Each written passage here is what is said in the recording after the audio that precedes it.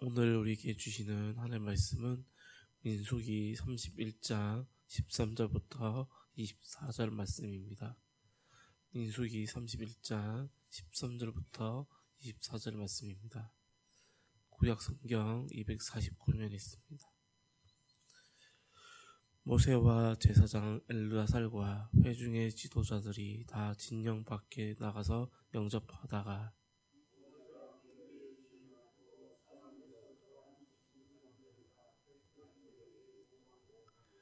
모세가 그들에게 이르되 너희가 여자들 다 살려두었느냐?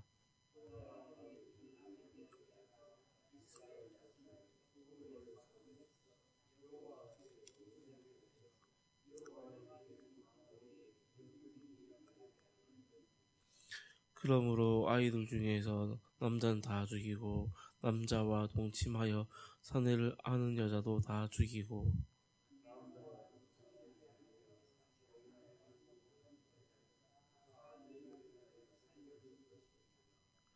너희는 이래 동안 진영 밖에 주둔하라. 누구든지 살인자나 죽임을 당한 시체를 만진 자는 셋째 날과 일곱째 날에 몸을 깨끗하게 하고 너희의 포로도 깨끗하게 할 것이며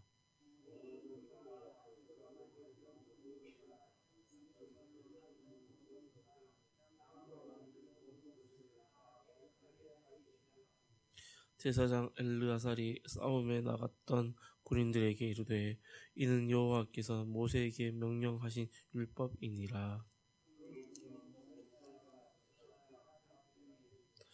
불에 견딜 만한 모든 물건은 불을 지나게 하라. 그리하면 깨끗하려니와 다만 정결하게 하는 물로 그것을 깨끗하게 할 것이며 불에 견디지 못한 모든 것은 물을 지나게 할 것이니라. 너희는 일곱째 날에 옷을 빨아서 깨끗하게 한 후에 진영에 들어올지니라. 아멘.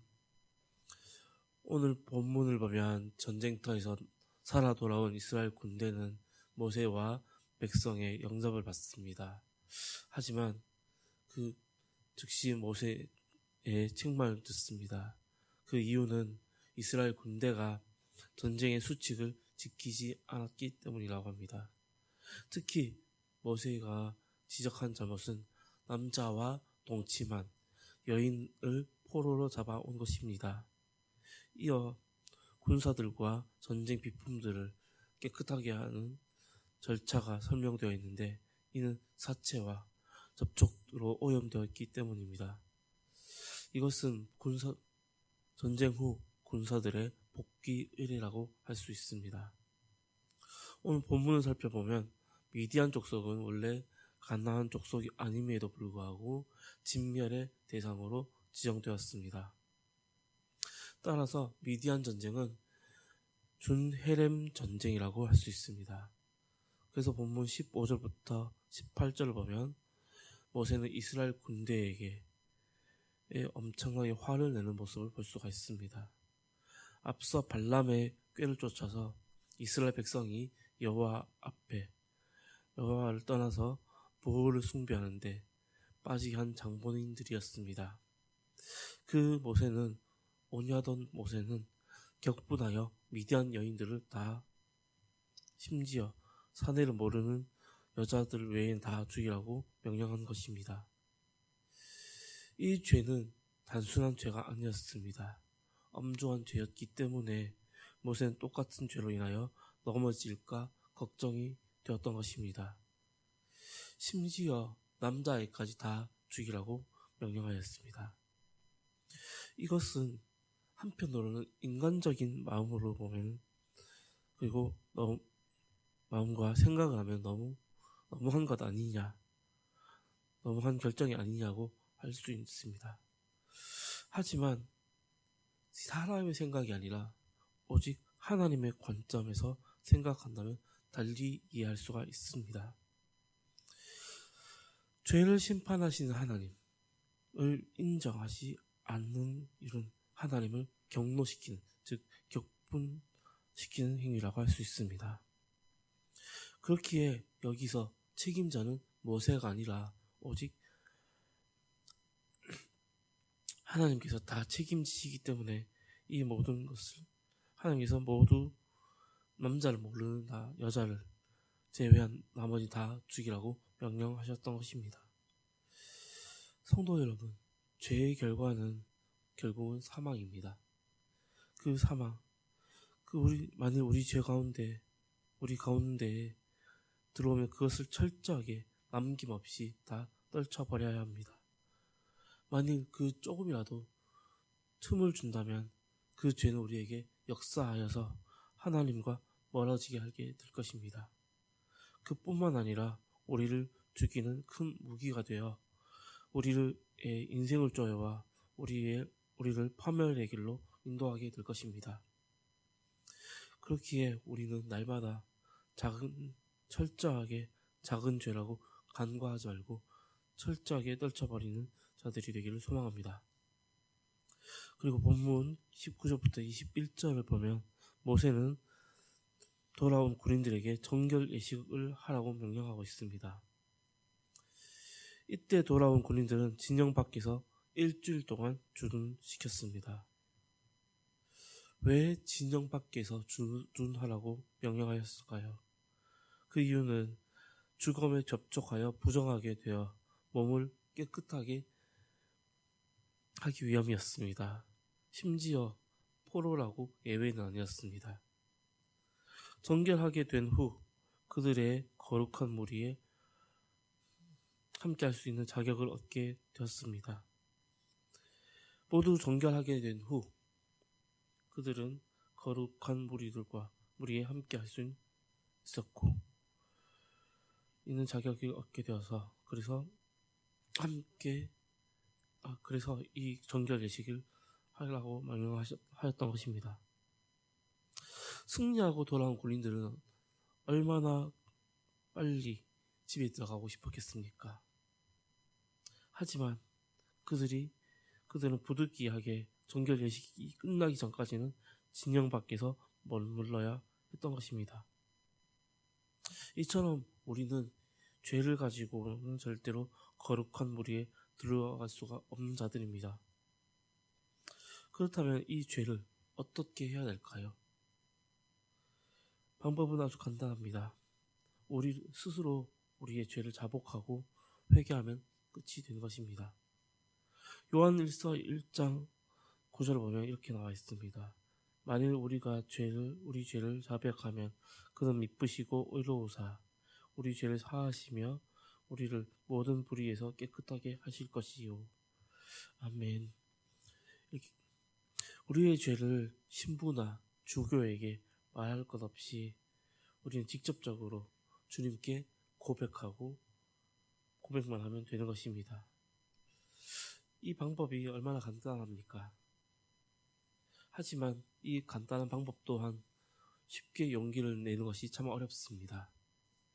하지만 우리의 형편을 아시고 버려두지 않으시는 하나님께서 끝까지 우리를 도와주실 것입니다. 그 용기를 내서 하나님께 죄를 자백하고 회개하기를 바랍니다. 그래서 이러한 죄는 오래 묵혀두는 것이 아니라 발견 즉시 털어버리고 하나님의 심판을 면하는 우리 예천교회 성도가 되기를 소망합니다. 그리고 본문 22절과 23절을 보면 이스라엘이 전리품 얻은 것과 전쟁에서 사용된 것들 가운데 금, 은, 동, 철과 기타 물건들을 불 혹은 물로 써 정결하게 하도록 지시하였습니다. 그 이유는 하나님의 백성은 자기를 정결하게 하는 것은 물론이며 또한 거룩하게 해야 할 의무가 있습니다.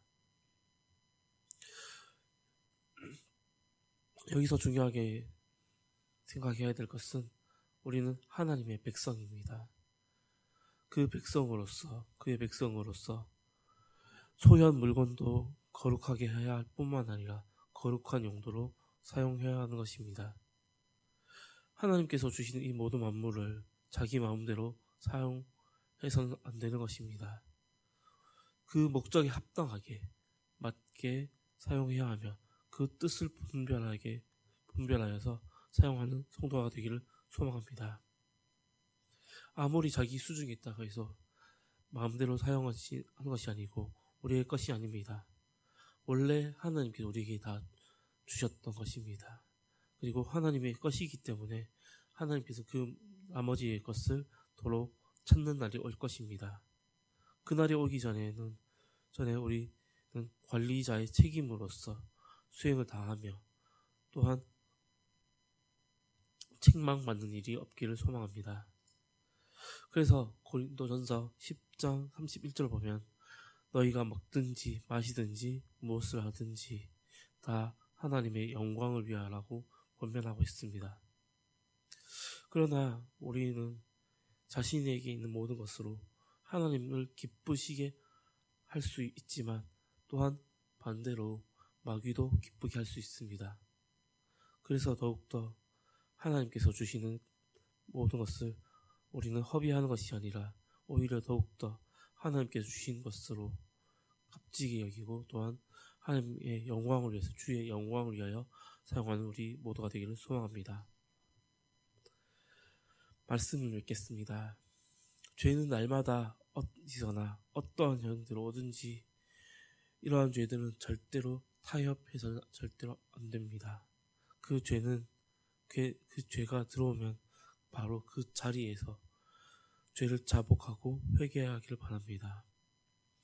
죄와 반대로 하나님의 은혜를, 주님의 은혜를 날마다 사모하며 그 은혜대로 살아가는 우리 예천교회 성도가 되기를 소망합니다. 기도하겠습니다.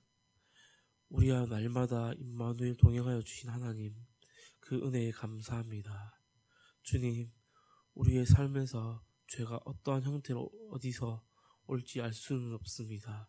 하지만 그 죄와 타협에서 하나님의 뜻에서 벗어나기보다 더욱더 주님 하나님의 은혜를 사모하며 그 은혜대로 살아가는 우리 예천교회 성도가 되게 하여 주시옵소서. 주여 간구하니 날마다 은혜 내려 주시옵소서. 이 모든 말씀 우리 주 예수님의 이름으로 기도합니다. 아멘. 하늘에 계신 우리 아버지, 아버지의 이름을 거룩하게 하시며 아버지의 나라가 오게 하시며 아버지의 뜻이 하늘에서와 같이 땅에서도 이루어지게 하소서. 오늘 우리에게 일용할 양식을 주시고 우리가 우리에게 잘못한 사람을 용서하여 준 것 같이 우리 죄를 용서하여 주시고 우리를 시험에 빠지지 않게 하시고 악에서 구하소서. 나라와 권능과 영광이 영원히 아버지의 것입니다. 아멘. 우리 이 시간 함께 기도하실 때 우리 교회의 위임 목사님과 목욕자들 그리고 모든 직분자들 그리고 다음 세대를 위하여 한 마음으로 한 뜻으로 기도하기를 원합니다. 그래서 더욱더 성령의 능력으로 우리 교회가 더욱더 부흥하는 교회가 되기를 원하는 마음으로 기도하기를 원합니다. 그리고 해외 곳곳에서 사역하시는 우리 선교사님들을 위해서 기도하기를 원합니다. 그리고 육체 어려움과 그리고 경제적 어려움, 영적 어려움으로 어려움을 겪는 자들의 가운데 하나님께서 하루속히 은혜 내려주시고 모두 다 회복되는 역사가 일어나길 원하는 마음으로 함께 기도하기를 원합니다. 그리고 교회 내에 있는 올해 여러 사역들이 준비되어 있습니다. 하지만 저희들 그 행사가 단순히 우리의 힘으로 하는 것이 아니라 하나님 은혜로 해결되게 하시고 하나님 은혜로 살아간 행사를 치룰 수 있는 우리 교회가 되기를 원하는 마음으로 기도해 주시기 원합니다. 그리고 이제 조기 대선이 얼마 남지 않았습니다. 그 대선 가운데 주님께서 함께하여 주시고 그 대선을 통하여서 하나님께서 우리가 원하는 대통령이 아닌 오직 하나님께서 원하시는 대통령이 선출되기를 원하는 마음으로 기도하기로 합니다. 그리고 각자의 기도 제목을 가지고 함께 주여 한번 외치고 기도하겠습니다.